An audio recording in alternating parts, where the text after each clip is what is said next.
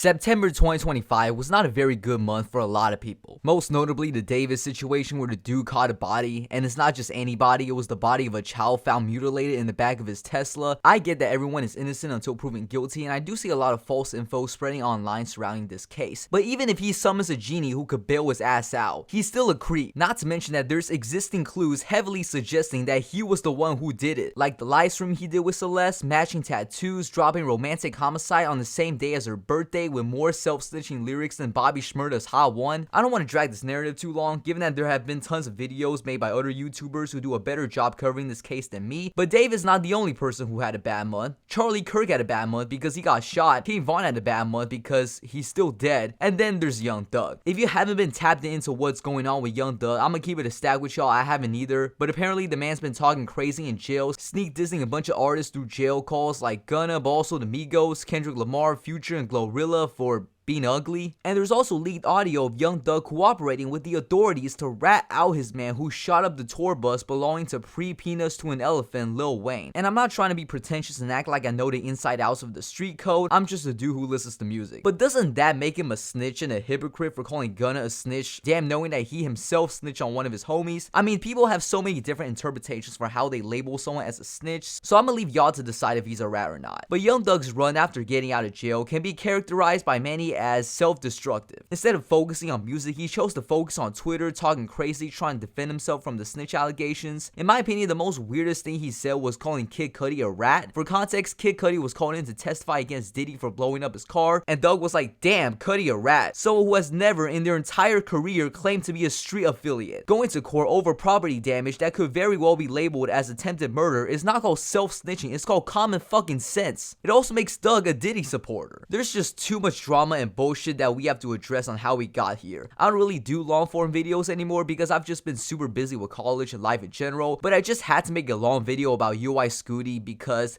this album is fucking trash. Young Thug essentially dropped his worst album when it all mattered the most. He's been fighting the wash allegations for months up to this point because let's be real, the only song he's put out was Money on Money featuring Future, a song with a pretty good hook but an abysmal verse from Thug. Flow was garbage. It sounded like he was being instructed to say a bunch of one-liners in his verse because a drill sergeant told him to do so. However, I do admit that the song has grown on me because after hearing this shitty album a few more times, Money on Money is the best song on the album. It has the best production out of any track on UI Scooty, and Future did his thing on the song. The album begins with Ninja, which is the worst opener of any album I've heard this year. It starts with Young Thug sampling a state prosecutor talking about how dangerous this man is, and how if truly humble under God were to be free, the rapture would happen and basically half of the people on this planet will die.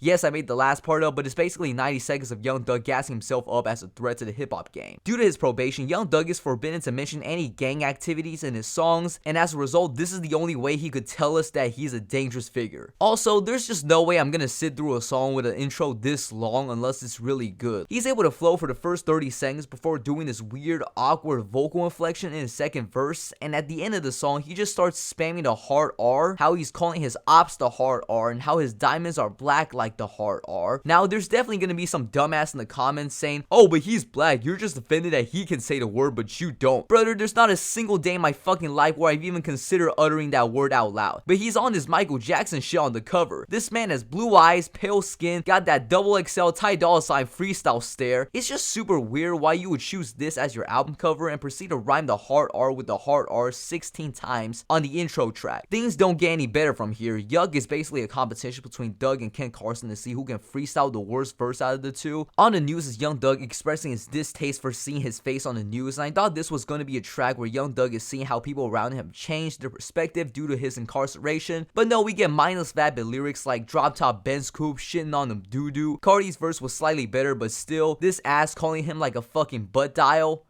Bro. And this album just refuses to sound good. Catch Me on Falling is Young Thug expressing vulnerability of how worried he was in jail, and while I expected a song like this to show up, the pacing of this track is so sleep-inducing. His deadpan flow on Fucking Told You, his shitty writing on Whoop-De-Doo with this weird-ass beat, and that track had the audacity to incorporate a beat switch to basically allow Young Thug to spend another 2 minutes or so to Whoop-De-Doo on the mic. Blaming Jesus, Sad Slime, Invest Into You are tracks where Young Thug just auto-croons on some melodic beats. I mean, those songs are still better compared to what the hell I've sat through on the previous 6 tracks, but they're still skips for me. The first real attempt to craft a banger on UI Scooty is Part of My Bag featuring Lil Baby. The beat reminds me a lot of Money on Money in terms of sound, and you have Lil Baby and Young Thug just doing their thing. The only aspect I did not like about the song is the hook. I don't know if I said this in the video or not, but Young Thug has completely lost it in terms of writing a good hook. He is on his Lil Pump shit of just repeating the same phrases over and over again, and it gets so tiring. Walk Down and Pipe Down are also times where Young Thug tries to come up with something that sticks, but nothing's sticking. Nothing's making me want to go back to the songs. Nothing is catchy. This man was one of the most entertaining figures in hip-hop thanks to his interesting voice, his production choices, and his interesting bars. None of that shows up on UI Scooty. The most entertaining bars on this entire album comes from Mommy. Just look at this jaw-dropping, insightful verse from Thug. Absolutely incredible. The first half of the album, unlistenable. Not a single song sounded remotely good. Second half, just bad. I can sit through this bullshit, but I'd rather not. The 2 songs at the end have zero business of being over 5 minutes. Miss My Dogs is a really pathetic closer when you think about it in the grander scheme of things. The song takes forever to start, and when Thug does start rapping, he's out here begging for forgiveness among his peers when he should have taken the time to do some shadow work on himself after the leaked jail calls. Only thing moving on this song is the instrumental. And that's it. This album officially proves that Young Thug is officially washed. UI Scooty is the most pitiful, the most artistically nerfed, the most bankrupt version of Young Thug we've ever seen. No project post Barter 6 has even come close to being this horrendous from him. And as a result, I'm feeling a 1 to a 2 on this album. This will 100% make the year-end list for the worst albums of the year, and it's simultaneously one of the most disappointing albums of the year as well.